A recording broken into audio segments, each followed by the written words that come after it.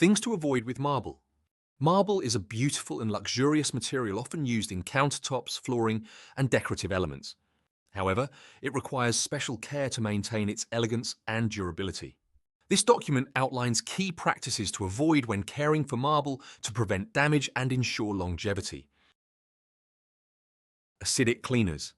Avoid using acidic cleaners such as vinegar, lemon juice, or citric acid products.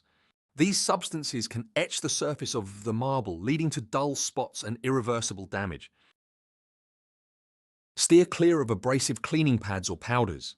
These can scratch the surface of the marble, compromising its smooth finish and making it more susceptible to staining. Oil-based cleaners can leave a residue on marble surfaces that attracts dirt and grime. It is best to use pH-balanced, non-oil-based cleaners specifically designed for marble. Too much soap can create a film on the marble, dulling its shine. Always follow the recommended dilution instructions for any cleaning products you use. Spills left standing. Marble is porous and can absorb liquids, leading to stains. Always clean up spills immediately to prevent them from penetrating the surface.